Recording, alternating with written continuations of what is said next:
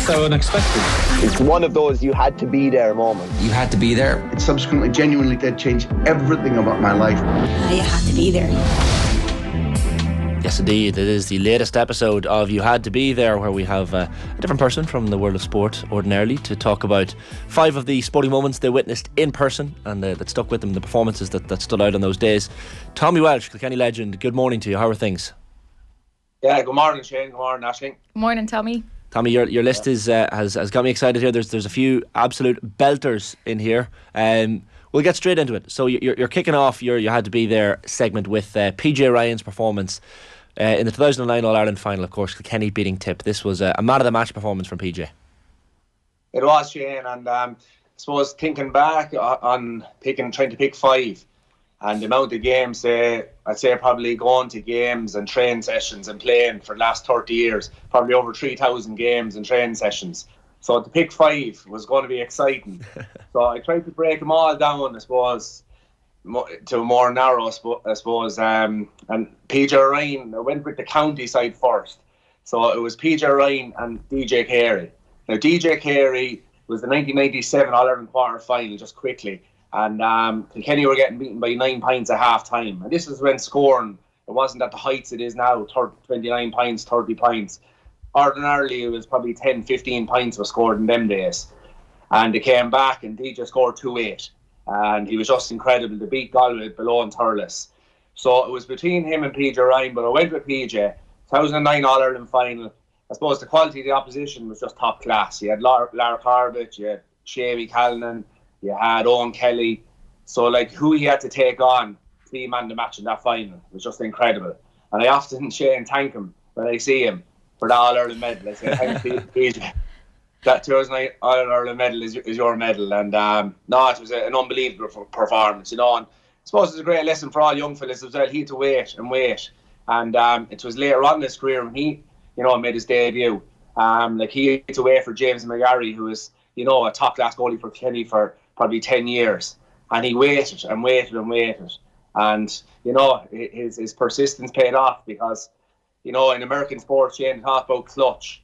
Like, this was clutch for PJ because he lives right in the Tipperary border. The right in Tipperary, you have to rewind back. We hadn't beaten them previous to that in an All-Ireland final. We played them in 1991. It was my first All-Ireland to go to. Ended in sheer disappointment. Michael Cleary was probably the star of that Tipperary team.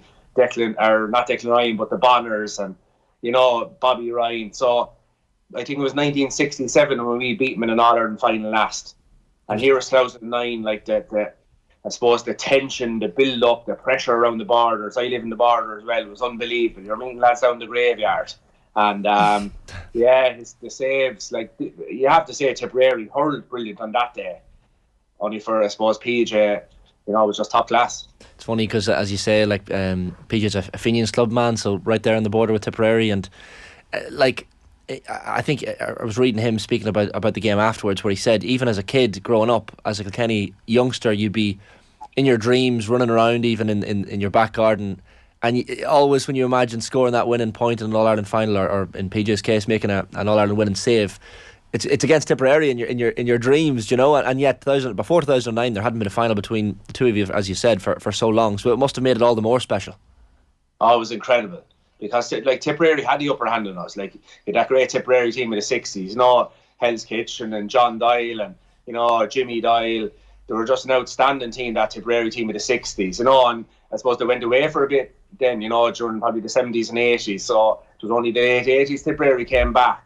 And then the rivalry, I suppose, was it resurfaced in 91. They beat us again after so long, and we were on top for a couple of years, and to play in 2009, like I remember in the I was good friends with PJ. I remember in the Crown Plaza before the game. We used to go to Crown Plaza, and this could be probably around 11 o'clock the day of an All-Ireland final at 3:30, and the two of us, everyone went out for a few pucks, and we were the last kind of at the table, and we couldn't even drink our soup. Like, that was the tension that was there. That was the pressure. That was the nerves. But like, they're good. Like, all sports people will tell you, like, you're probably at your best when you're at your most nervous, because you're just focused. It's so singular. You're so focused on that moment in time. The next ball, you're not thinking about the cup. You're not thinking about the celebrations. You're not thinking about winning or losing.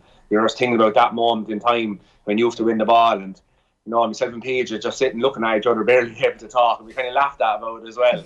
And for him to go on then and do what he done then was just incredible. And I was so happy for him, because he put so much into it. And what was he like, I suppose, as a person, Tommy? He always came across quite understated as a player. Yeah, no, he was a great character. PJ was great for the one-liners, and you'd always be trying to be beside him on nights out because you'd have great fun. Like, I went over to Celtic, we went to two trips over to see Celtic play over in Glasgow in Celtic Park, and just great character. As he said, he is quite probably in a group, Aisling, but no more than all the other Johnstown lads. Great fun when he gets going.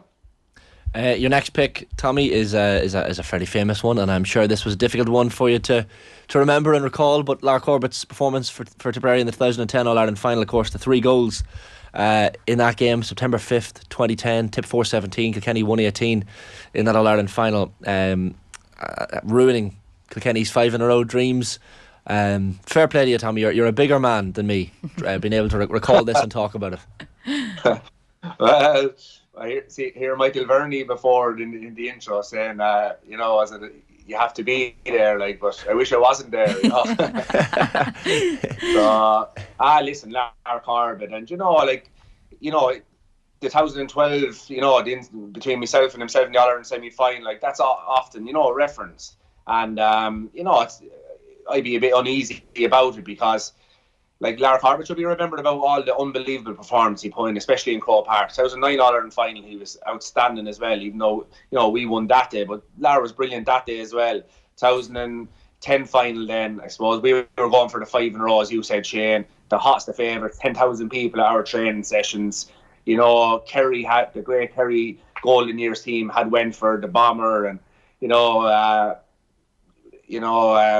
suppose Jack O'Shea, Pat Spillane, Mikey Sheehy, John Eek, and all the legendary players, and we were the next team to become the team that could, to win it. If the great Kerry team couldn't do it, that we were going to do it, and we couldn't, and Lar Corbett, was just outstanding, and I suppose tactics changed, Shane, as well. We were used to playing in our position zone defending, and that finally it just didn't work. He wasn't marking one man, and we were a brilliant team. Again, when PJ Ryan, I gave him the nod in the last one because the quality of the opposition were so good. Well, the same with Lar, he came up against brilliant defenders. He had Noel Hickey, he had JJ, he had Michael Kavanagh, Jackie Thurl, John Tennyson. He was coming up against the cream of the crop and still produced 3 goals in the All-Ireland final. I'd say probably the last person to do it, I think, was Tommy O'Connell from Clare from Kilkenny back in the 50s against Waterford. So, an achievement that was just, surpassed anything probably that had gone on in previous years. And every one of his goals was he had to use a different skill to do it. And fair play to him. He was an outstanding player, and a gentleman off the field. And as Michael Verney said, you really did have to be there to see that. I'd say as a neutral, it must have been great to watch. Mad, because Corbett started at 11 in that game, didn't he? And eventually moves to the edge of the square. And as you say, someone of the stature of Noel Hickey, to outperform him is quite the achievement. So it probably puts the performance in a bit of context as well, Tommy. Yeah, it does, Shane. And it wasn't just, say, he was roaming everywhere that day. So it wasn't just centre forward and full forward. He was on all of us, I'd say, different stages. Got probably a goal off probably 3 different fellas. And, Noah McGrath gave a great pass for the second one. Shane McGrath gave a long ball for the first one. And, when I was looking at it, just to put it into perspective, the one performance that had up against it was Brian Whelan's performance in the 1998 All-Ireland final. Brian Whelan, by all accounts, he was man the match in 5 All-Ireland finals, would you believe, Shane? And an incredible statistic. And in that final he had the flu coming up to Brian Whelan, and Brian McAvoy, Tots McAvoy was kind of giving him a roast in the first 20 minutes. Brian Whelan was wing back, and Brian McAvoy was wing forward, so they had to put him up in the forwards because he had the flu. He was so good they didn't want to take him off.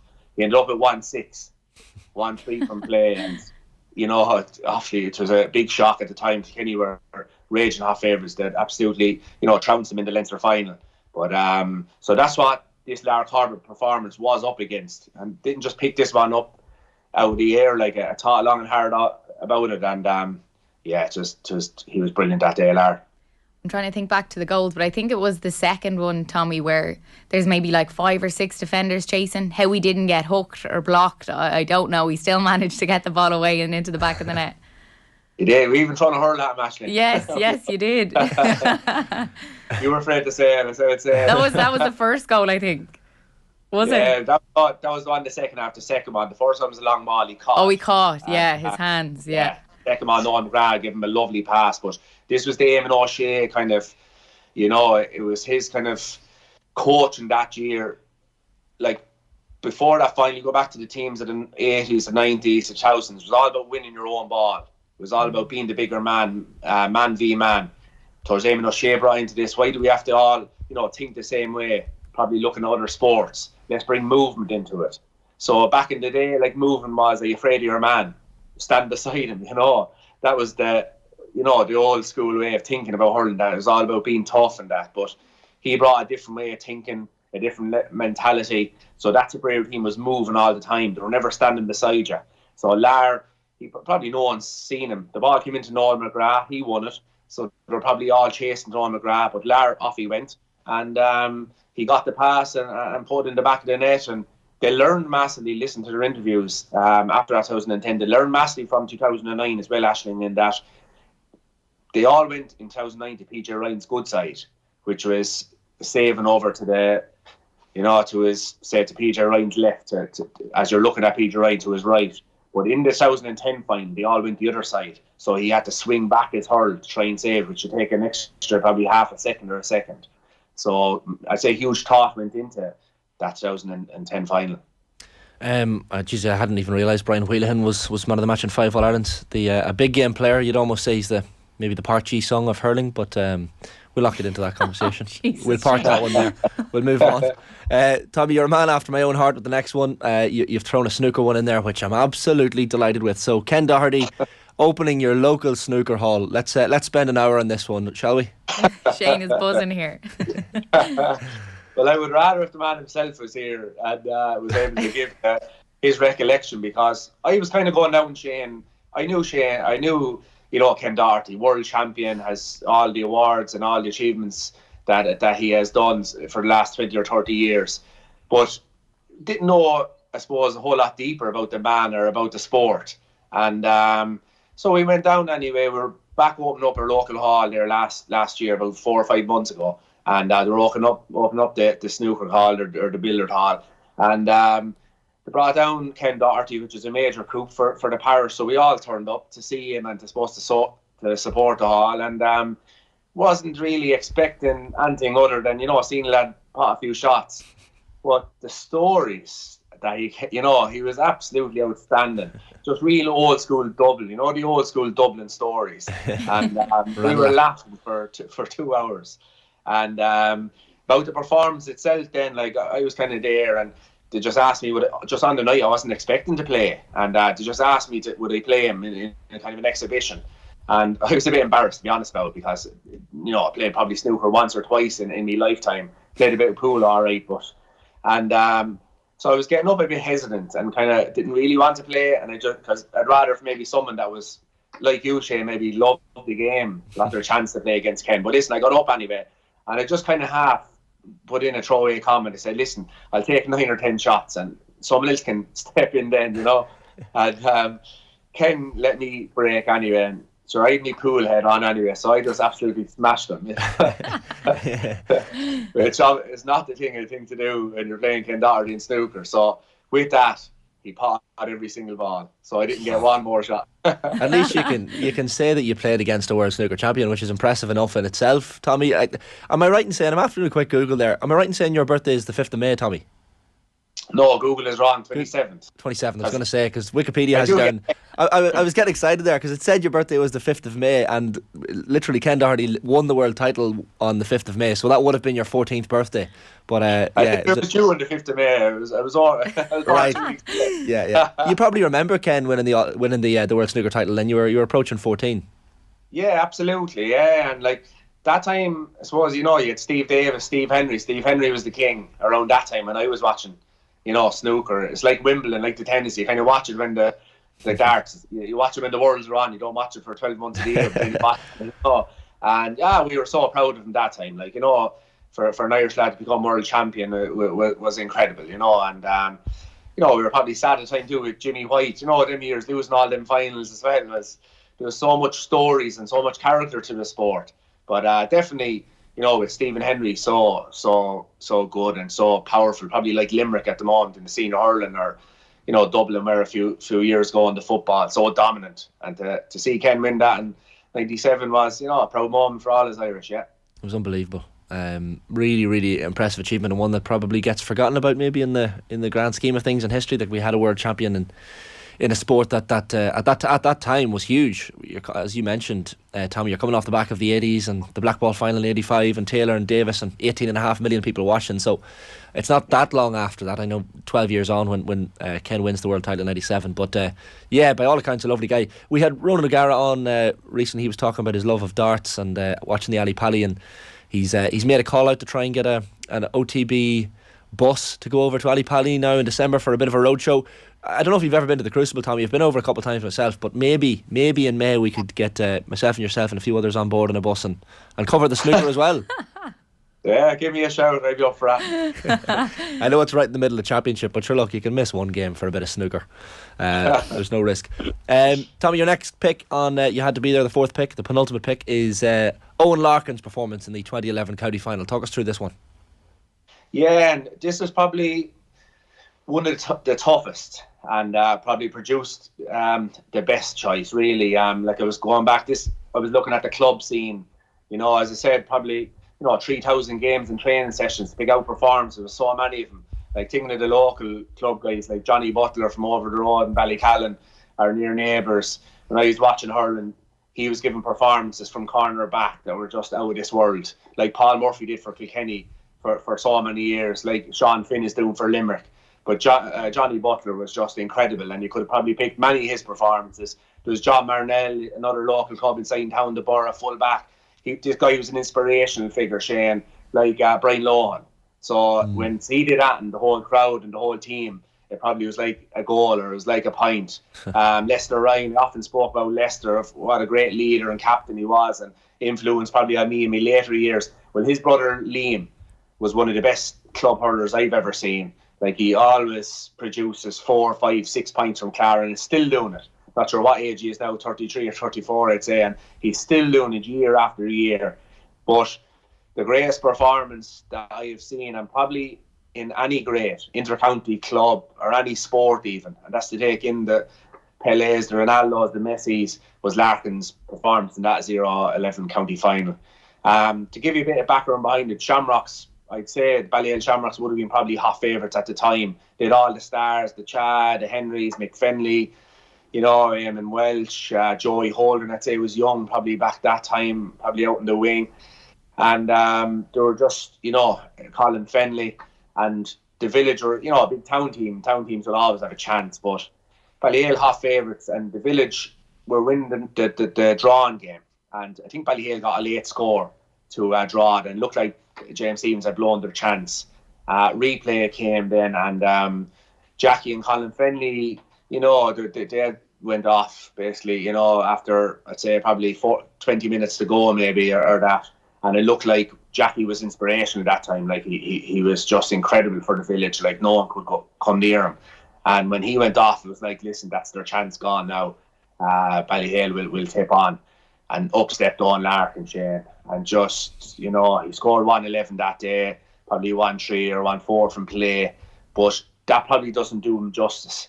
You kind of, as Vernie says, it's just about, you had to be there just to soak it up, to embrace it, to appreciate it. Just every ball he won a free. Every ball he won, he made a pass that ended up in a score, or he scored himself. And, it was just out of this world. And, Niall Rigney was over him at the time, tough character. Niall, he was over the Village. They were a tough team. They played it tough that year. And he was kind of the Messi, I suppose, the Argentina in this World Cup are a tough team as well. And then he was the finesse, Messi. Well, Larky was the finesse, along with the toughness. It was like DJ, like he wouldn't be going around jostling lads or acting the big lad or anything like that. But bravery, toughness, there was no one probably braver or tougher than Larky, or DJ for that matter. But that's the performance he put in that day, and it was just blew everyone's mind, It's mad how you say, as you say, Ballyhale Shamrocks were the favourites, and yet 120-15 is the final score, an 8-point win for James Stephens. As you say, 111 of that 120 for Owen Larkin is quite a remarkable achievement in a county final replay at senior level. Sounds like the second half was fairly exciting as well, even at the start of the second half. Just reading here, both sides reduced to 14 men. Bit of a skirmish. Jackie Tyrrell and Colin Fennelly both sent off by the referee Eamon Mansfield. So the second 30 minutes certainly serving up a bit of a cracker by the sound of things. Yeah, Eamon Mansfield doesn't usually send off on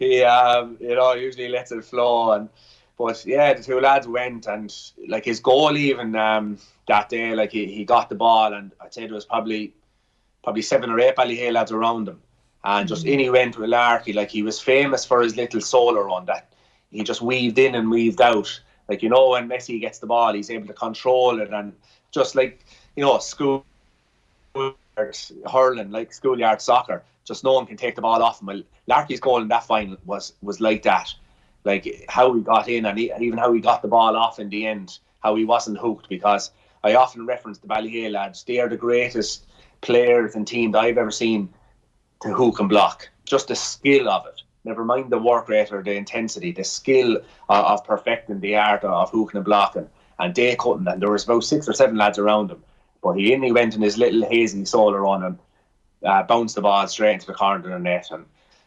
he gave, it was a performance for the ages, really, Shane, and the whole stadium, the way a player steps up in 10 minutes maybe and wins a game, but this wasn't like that. This was like every ball he won.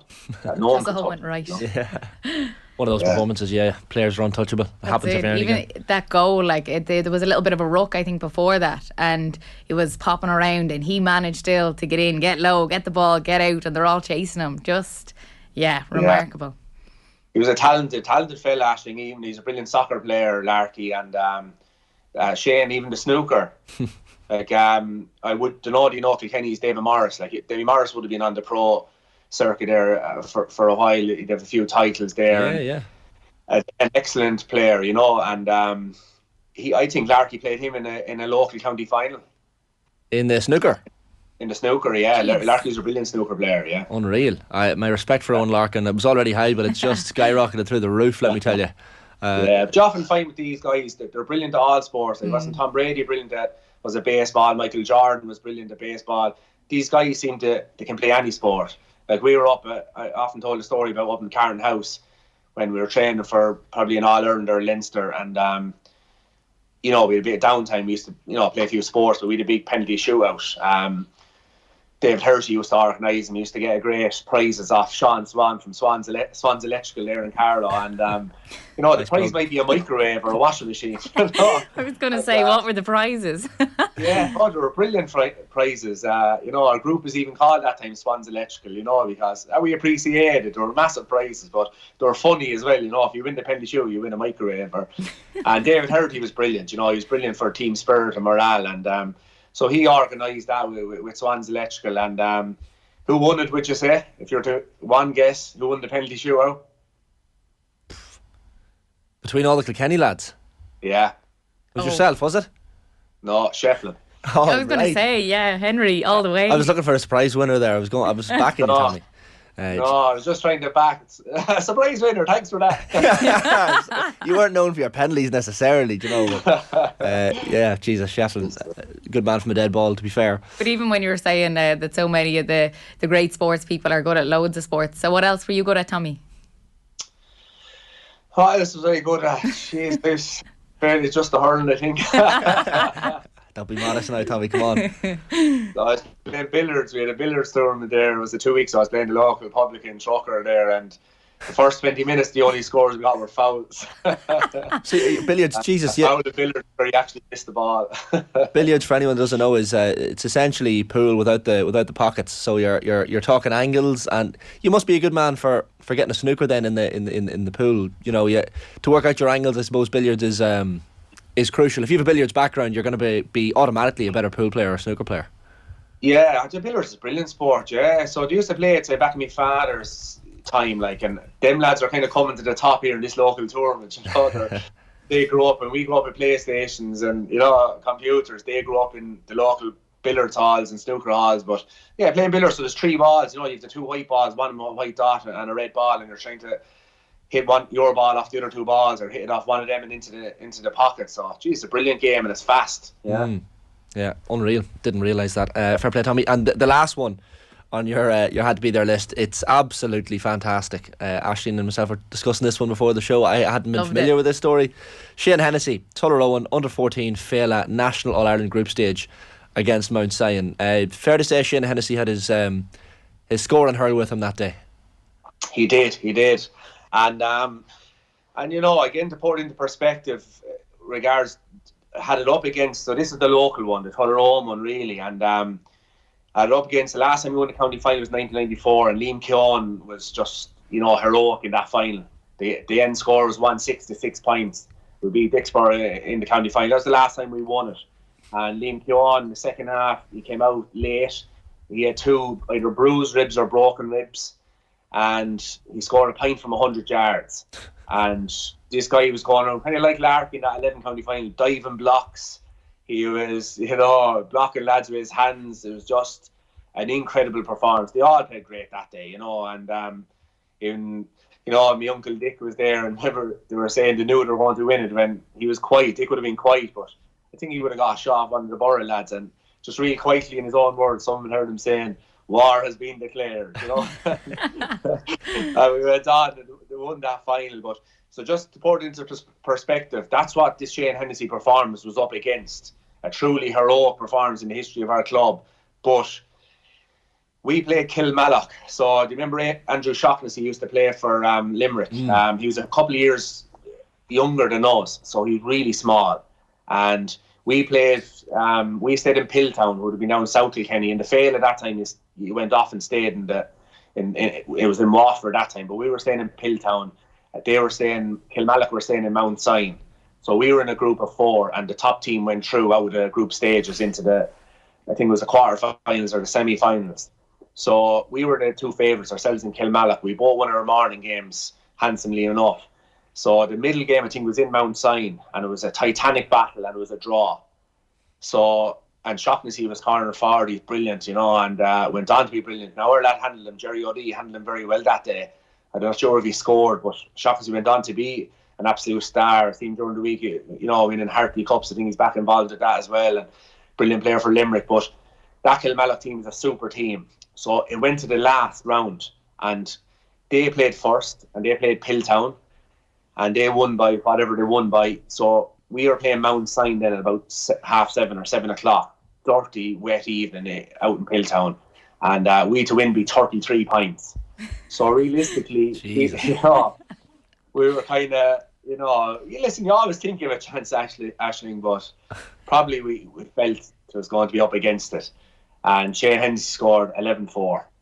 And that's outrageous. So it's just outrageous. 11-4. Yeah. Sorry, 11 goals and 4 points. They needed 33 points, 11-4. Even 4-11 would have been unbelievable, but 11-4. 11-4, like even, you know, say if you had to win off at half time after scoring maybe 5-3, you'd say a fair play to him. He did put in his shift, but to score 11-4, and, you know, I often talk about how matches, they're not necessarily won in the last 5 minutes. There could be one in the first 5 minutes. Well, you know, we went on, you know, to win that Féile against a great Cork team with Kieran Murphy, absolute star again. Michael Cusson was a great lad that played for him. I think his name was Kevin Goggins. A super Sarsfields team in the final, but we wouldn't have been in that final without Sheamie Hennessy performance on the Friday night inside, or was it the Saturday? It's a Friday night actually inside in Pilltown against Mount Sion. So, listen, that man, you know, he was brilliant for us and for many, many years. And You know, even in a relegation final many years later, we played Gorn, drawn match, then a replay. He came back. He was after either being injured or in Australia, and I think over the 2 days he scored 222 or 224. So, you know, just a great club, man. And, you know, definitely it was a historic moment for us, like, you know. I was just reading some reports about it yesterday, Tommy. I think it was Waterford's, the former All-Ireland winning goalkeeper, Ned Power. And he spoke about how Walsh took his usual place at full back and marked the biggest boy on the Sarsfield's team. The Sarsfield's full forward is a human skyscraper in the form of a teenager. The opposing full back was an elf who appeared so laughable out of his depth. After 20 minutes, Power's fears had been fulfilled, the twist being it was the unfortunate full forward who was eaten alive by the little fella. Power noted the name and filed it away for future reference. Tommy Walsh. David versus Goliath, unreal. That was great. And it wasn't actually great in that final, but listen, it was nice to hear them things, you know. You know, I think, you know, he mentioned my grandfather as well, so my mother was delighted with that, like, you know, so... Yeah, it's super days.